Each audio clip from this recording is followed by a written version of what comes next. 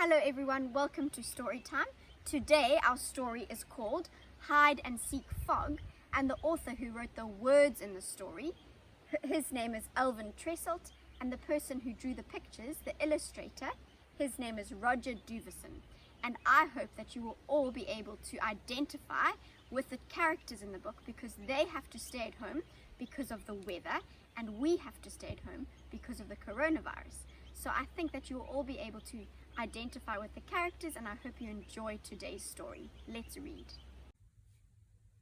Hide and Seek Fog by Alvin Tresselt. The lobster man first saw the fog as it rolled in from the sea. He watched it turn off the sunsparkle on the waves, and he saw the water turn grey. Carefully he set his last lobster pot and headed his boat back to shore. The dampness touched the crisp white sails of the racing sailboats, and suddenly the wind left them in the middle of the race.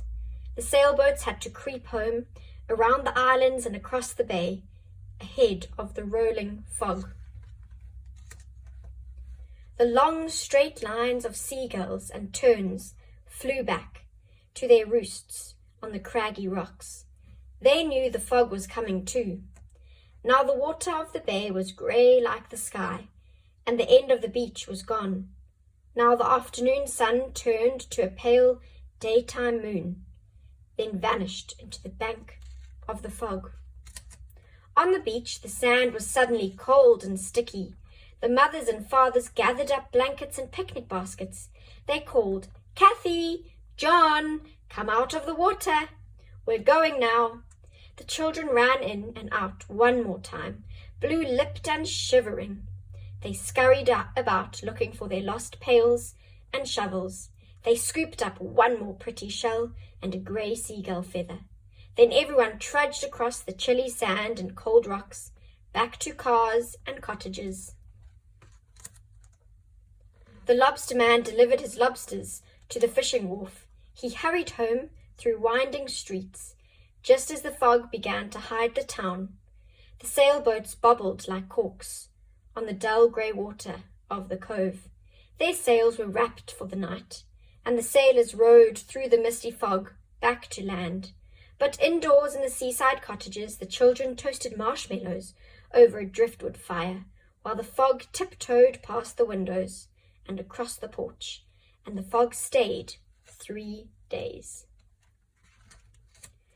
On the last day, the lobster man spent his time painting buoys and mending lobster pots. He could hear the mournful lost voices of the foghorns calling across the empty greyness of the bay. The fathers read books and took naps. Then they got out their cars and drove the mothers into town so they could do their marketing. Creeping along the strange and hidden roads, the streets of the town were so full of fog that the people bumped into one another with their arms full of bundles. Only the children liked the fog. They played hide and seek, in and out among the grey wrapped rocks. They spoddled in the lazy lapping waves on the beach, and they got lost right in front of their own cottages. On the second day, the lobster man talked about the weather down on the fishing wharf. "The worst fog in 20 years, the lobster man said, and no one could go out after fish. The fathers scowled and complained about spending their vacations in the middle of a cloud. The mothers tried to cheer up everyone. They put on gay, bright clothes and they helped the children make scrapbooks by the driftwood fire. But out of doors, the fog twisted about the cottages like slow motion smoke. It dulled the rusty scraping of the beach grass. It muffled the chattery talk of the low tide waves, and it hung wet and dripping from the bathing suits and towels on the clothesline.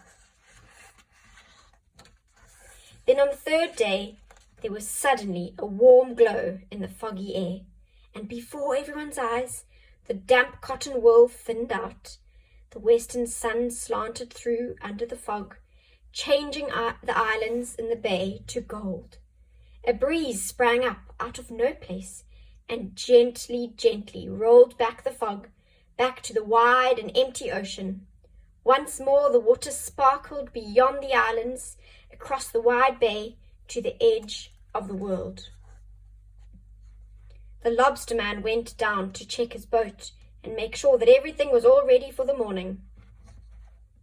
The sailors made plans for a sailboat race the next day, in and out among the islands. Then at last the mothers and fathers and all the children came out of the shut-in cottages into the fresh, clean air, and the families gathered for a clam bake on the beach.